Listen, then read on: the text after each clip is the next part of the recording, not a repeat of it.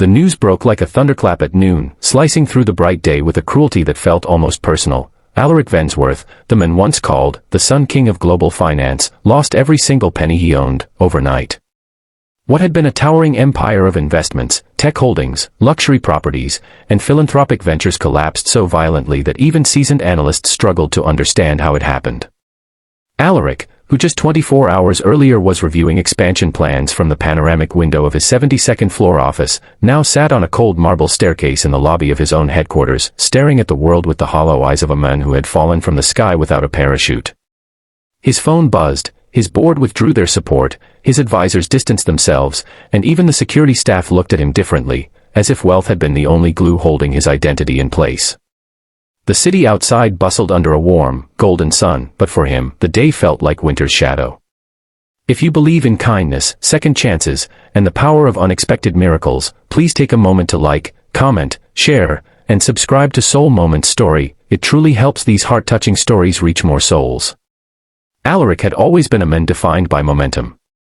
He grew up poor, clawed his way through rough neighborhoods, studied under streetlights when electricity failed, worked night shifts, and built his first company from a small rented room where rain leaked through the ceiling. He fought for everything he achieved, but when his success finally came, it came so overwhelmingly that he began to forget the rawness of his own beginnings.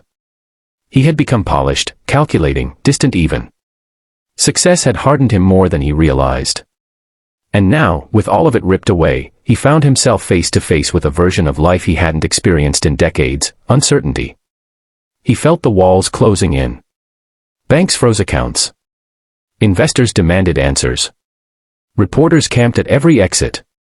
Every step he took echoed in the hollow lobby like a man walking through the ruins of his own kingdom. He barely noticed the janitor sweeping in a quiet corner of the lobby. The man, a thin figure in a faded blue uniform, moved with age-softened patience, gathering dust into small neat piles. His name badge read Sajan. But Alaric didn't have the presence of mind to acknowledge him. His thoughts raced with the numbers bleeding across digital screens, the accusations of negligence, the impossible math of rebuilding from zero.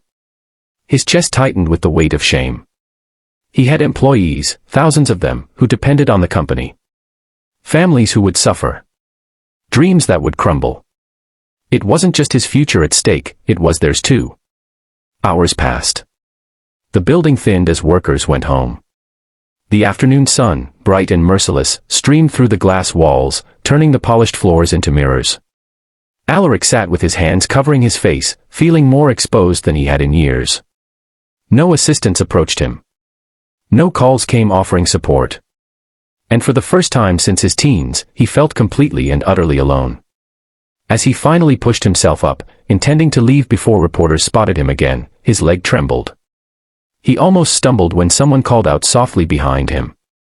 It wasn't urgent, not demanding, just a gentle, hesitant voice that didn't seem to care who he was or what he had lost. It belonged to Sajan, who held a small sheet of paper in his hand. It fluttered slightly from the breeze of the revolving doors. "Sir, you forgot this one paper." Alaric stared at it.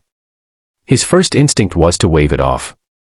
He had no shortage of papers, contracts, losses, statements, legal notices. None of them mattered now. But Sajan took a slow step forward, his face lined with concern, not for the billionaire, but for the human being standing before him. The paper, worn and lightly crumpled, caught the sunlight, and Alaric recognized the handwriting instantly. This wasn't a document from his legal team. This wasn't a financial printout.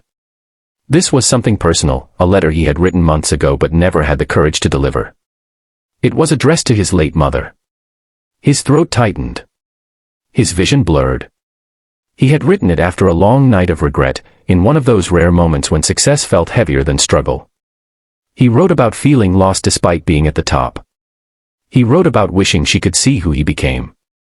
He wrote about feeling like a stranger to himself, consumed by wealth's expectations. Somehow it had ended up in his office drawer, and in the chaos of financial collapse, it must have slipped into the pile of documents he carried out earlier. He reached for it with trembling fingers. Something cracked inside him, not from the loss of money, but from the memory of who he used to be. He whispered a thank you to Sajan, barely audible. The janitor nodded as if he didn't want to intrude further, but there was gentle understanding in his eyes. In that moment, amidst the ruins of his empire, This simple act of kindness pierced Alaric's numbness more deeply than anything else had. That night, instead of hiding or drafting desperate plans, Alaric walked through the city's quieter streets, breathing in the warm evening air. He passed small vendors, families laughing in public parks, night shift workers heading to buses, children chasing each other with carefree joy. People who weren't billionaires. People who lived life without empires, yet found happiness, purpose, love, and community. The world felt different when he looked at it without the weight of wealth shielding him. He ended up sitting on a park bench under a large banyan tree. He unfolded the letter and read it slowly, letting every sentence remind him of the truths he had buried under ambition. He realized that somewhere along the way, he had stopped seeing people, truly seeing them. He had hired staff yet knew none of their stories. He donated money yet never visited the shelters. He built towers yet never stepped outside to see the lives happening in their shadows. His mother would have been disappointed, not by his failure, but by the person he had become in the pursuit of success. The next morning, determined to face the world differently, he returned to his office early. The sun was barely rising, painting the skyline with a warm, hopeful glow. Sajjan was there again, quietly sweeping the entrance hall. Alaric approached him with humility he hadn't shown anyone in years. He thanked him again, but this time with sincerity that came from the soul, not politeness. He asked about his name, his family, his life. Sajjan seemed surprised at first, and used to being acknowledged beyond a passing nod. But slowly, he shared a bit about himself, his daughter studying nursing, his sick wife, his long commutes, his worries about missing work. In that simple exchange, Alaric felt something shift.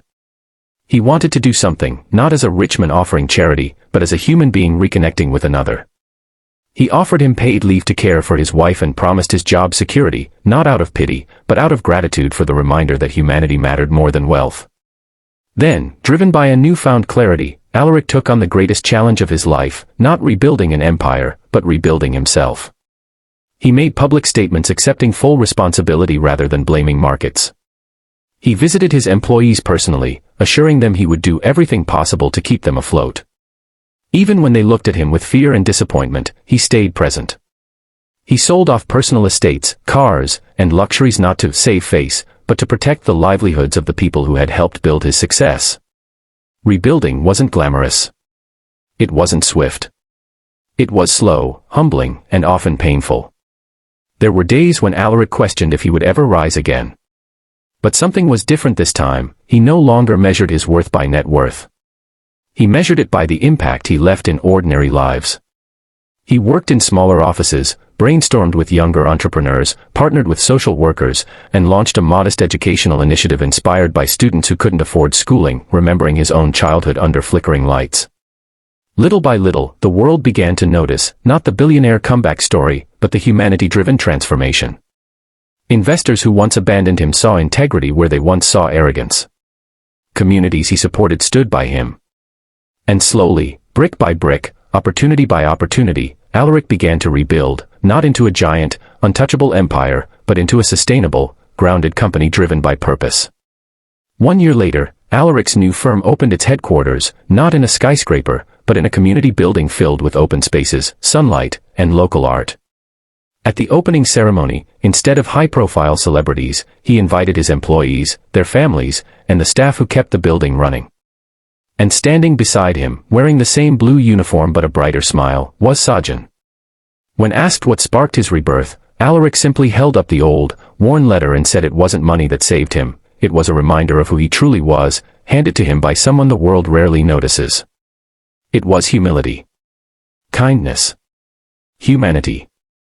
One forgotten paper with a forgotten truth. If this story touched your heart today, please take a moment to like, comment, share, and subscribe to Soul Moment Story. Your support helps spread these emotional, life-changing stories to others who need them.